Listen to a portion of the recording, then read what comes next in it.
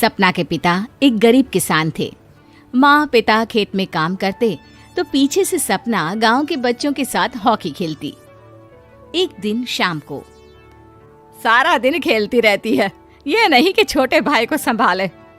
माँ पता है, मैंने आज हॉकी में पास के गांव के लड़कों की टीम को हरा दिया। अरे वाह वाह मेरी बेटी, शाबाश। ये ले के रुपया, जा जाकर टॉफी खा ले। सपना खुशी से पिता के गले लग जाती है और बाहर चली जाती है। अरे तुम इसको बिगाड़ रहे हो, मैं ना इसकी शादी ही करा दूंगी। ऐसा कैसे शादी करा देगी? हाँ, अभी तो उम्र खेलने की है। माँ बड़बड़ करती वहां से निकल जाती है, लेकिन शाम को उन लोगों के घर कुछ लोग आते हैं।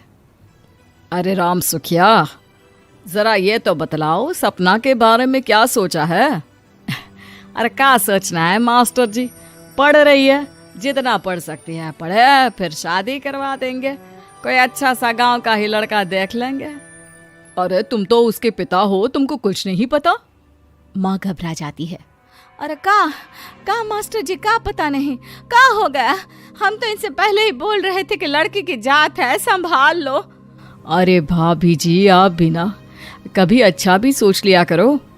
अरे सपना क्या खेलती है हॉकी, बड़े से बड़े आदमी भी नहीं जीत पाते हैं उससे। कल गांव में एक टीम आ रही है, लड़कियों की हॉकी खेलने उसे भेज देना, वहाँ शायद कुछ बात बन जाए। अरे ना मास्टर जी, कोई खेल वेल नहीं करवाना है हम लोगों को, वो भी शहर के लोगों के साथ तो बिल्कुल भी ना।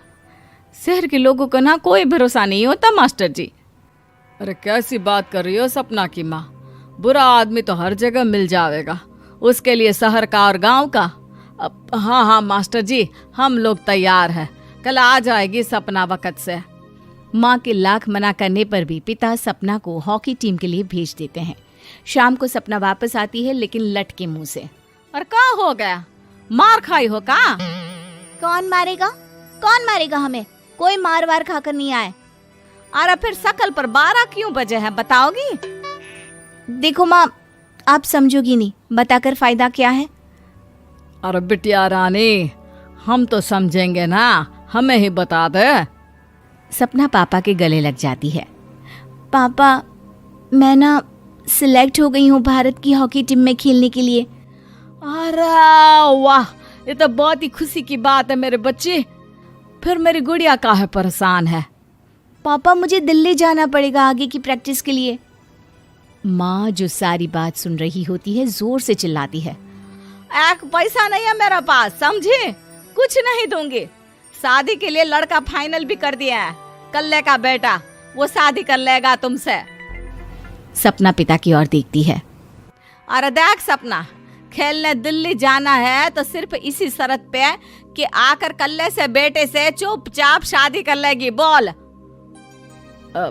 अरे ठीक है ना, कल्ले का बेटा तो बहुत ही समझदार है, सरकारी नौकरी है उसकी, मान गया वो तो सपना शादी कर लेगी।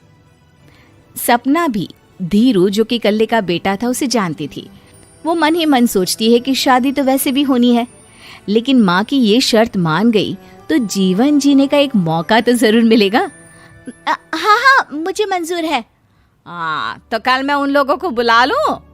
पिता और सपना दोनों एक दूसरे को देखते हैं। अब माँ ठीक है ना, बुलाने की क्या जरूरत है, वो लोग पसंद कर रहे हैं ना मुझे, वही ठीक है। बस आप तो मेरा दिल्ली का बैग पैक कर दो। सपना दिल्ली जाती है, दिल्ली टीम के लिए खेलने के लिए। सपना खूब अच्छा खेलती है और गोल्ड मेडल जीत कर आती है। जब वो गांव आती है तो उसका जोरदार स्वागत होता है। हर कोई सपना सपना चिल्ला रहा होता है। और सपना के पापा, तुम्हारी बेटी ने तो गांव का नाम रोशन कर दिया है। गांव की तरफ से तुम लोगों को गांव में पक्का मकान और सपना को परिषद में पक्की नौकरी देने के लिए हम तैयार हैं।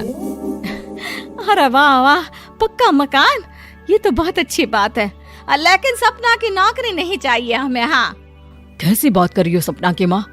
लड़की की नौकरी रहेगी तो अपने पैरों पर खड़ी रहेगी, किसी के आगे झुकने की जरूरत ना पड़ेगी। अरे चुप रहो, हम तो नौकरी ना करते हैं, पर मजाल है कि किसी के आगे झुके हो। ना, हमारी बेटी नौकरी नहीं करेगी।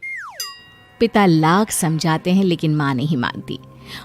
और फिर वो दिन भी आ जाता है जब सपना को अपने कहे अनुसार लड़के से शादी भी करनी पड़ती है। ससुराल में ए बहू, तू रोज रोज सुबह कहाँ जाती है? घर का सारा काम निपटा कर कहाँ भागती है? माँ का घर तो पास ही है, वहीं निकल जाती है क्या? नहीं माँ जी, मैं हॉकी खेलने जाती हूँ, मुझे खेलना पसंद है। खेलना पसंद है? अरे कैसी बात कर रही है बहू, शादी के बाद तो कोई लड़की खेलती फैलती नहीं है, वो घर का काम काज देखती है। सपना कुछ नहीं कहती। वो एक रोज कमरे में अपनी अलमारी ठीक कर रही होती है कि तब सुनो, वो जो लटक रहा है ना, क्या बोलते हैं उसे? मेडल। सपना पति की बात सुनकर खुश हो जाती है, उनके पास जाती है। मैं सोच ही रही थी कि तुमने कभी पूछा क्यों नहीं। ये मेडल है, मैंने जीता है, पता है, हॉकी में। बड़ा मैदान, बहुत से लोग, 2 टीम और फिर शुरू होता है जुनून। पता है, लगता है जैसे बस जिंदगी यही है, खेलते रहो, भागते रहो, दौड़ते रहो और लक्ष्य को पालो। सुनो ना, मैं ना भारतीय टीम के लिए खेलना चाहती हूँ। माँ, यहाँ तो आ जरा। सपना हैरान हो जाती है कि ये क्या हो गया, पति अचानक से माँ को क्यों बुला रहा है। हाँ बेटा, क्या हो गया? काहे गला फाड़ रहे हो? माँ, ये सपना क्या कह रही है? अरे बीवी तो बोलती ही रहती है बेटा, लेकिन क्या हो गया, चिल्ला क्यों रहे हो? ऐसा क्या बोल दिया इसने? माँ ये बोल रही है कि इसको खेलना है भारतीय टीम के लिए। सपना डर जाती है। नहीं माँ जी, मैंने कहा कि मैं चाहती हूँ कि वो मैं बोला था ना, शादी के बाद कोई खेलता नहीं, घर का काम काज देखता है, लेकिन फिर भी। नहीं माँ जी, ठीक है, मैं घर का काम देखूंगी, कल से मैं खेलने भी नहीं जाऊंगी, माफ कर दीजिए। सपना पति की तरफ देखती है जो माँ की तरफ देख रहा होता है। उसे गुस्सा तो आता है, लेकिन करती भी तो क्या, सास के सामने कैसे पति की क्लास लगाती। अरे बेटा, अब क्यों घूरे जा रहे हो बहू को? माँ, अभी इस बात का फैसला करके जाना, वरना ये तो तेरे कमरे से जाने के बाद मुझे। अब चुप हो जाइए आप, छोटी सी बात का बतंगड़ मत बनाइए। छोटी सी बात? बहू, ये कोई छोटी बात नहीं है। जो लड़की दिल्ली के लिए गोल्ड मेडल ला सकती है, वो देश के लिए भी तो गोल्ड ला सकती है ना। हम लोगों को किसी चीज की कमी नहीं है बहू, घर का काम तो कोई भी कर लेगा, लेकिन देश का नाम रोशन करने के लिए सपना चाहिए। जा बहू, तेरी ट्रेनिंग का सारा इंतजाम तेरे पति ने कर दिया है, जा खेल और देश का नाम रोशन कर। सपना की आंख में आंसू आ जाते हैं।